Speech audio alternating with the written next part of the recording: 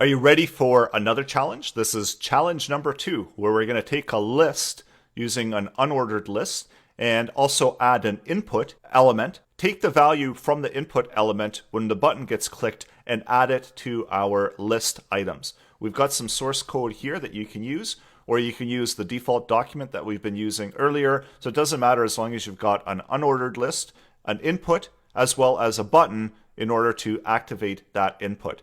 And also, as a bonus, if you do want to try this, you can add a condition to check to see if the input value has more than 3 characters. And if it does, then that's the only time that the item gets added to the list.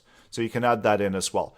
And in order to get back the value from an element, from an input element, so you need to select the element the same way that we selected the other elements. And in this case, in order to get the value, you can select dot value. So that's where that value is contained within that object.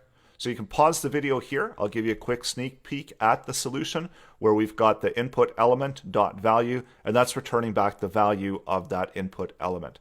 So pause the video, try it out, and I'll walk you through the solution coming up. So with our editor, and we do need to add one other thing, we've added in an input field. So this is just, we only have the one input field, and I'm also going to add in a button.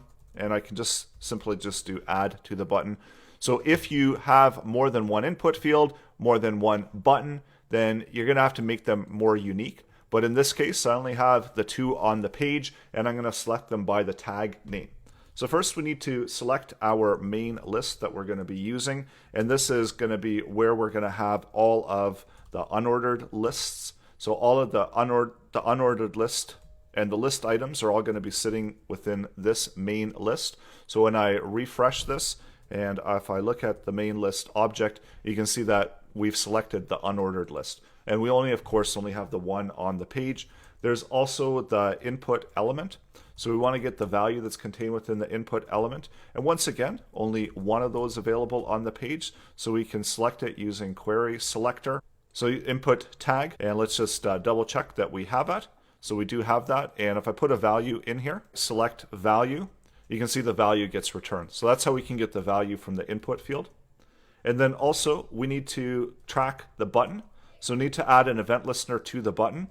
So again, only one button, so that makes it really easy to make that selection. So selecting the button, and this is where we're adding the event listener. And the event that we're listening for is a click, and we can just do it as an anonymous function. So whenever the button gets clicked, then that's when we want to invoke our function, and we want to append, so we want to create a new element and append it to the list with the contents of the input. So let's first create a list item. So using document, create element, and the element that we're creating is a list item. We also want to have a text node, so temp text, and this is where we're going to create text node. And the value of the text node is going to be coming from the input element. So that's the same value that's contained within there at the time when we click the button. So we're just going to select that value. And of course, we do need to specify it's the value of that object that we want to use. And next, we need to append the temp text to the list item. So append the text content. And then selecting our main list, we're going to append a child to it.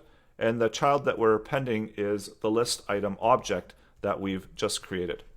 So let's try that. And going down to here, we hit test, and you can see that it's getting added to the list. And I know this is kind of small. I'll make it a little bit bigger, and we'll go on the bigger screen. So whatever I type into here, you can see it gets added to the end of the list. And if we do an inspect on that element, you can see these elements are being created. There's not a whole lot being contained within them. All the new ones are just regular list items with the text node inside. And you can become more creative if you want to as well. So there was a bonus to this, and that was to check to see if the input element value length is greater than 3. And if it is, then that's when we only add it. Otherwise, we're not going to add it. So going down here, if we only have 2 values, it's not going to add it. 3 values, it's not going to add it, but it will add that to the list when there's 4 characters within the input value. So coming up, one more challenge. So that's still to come.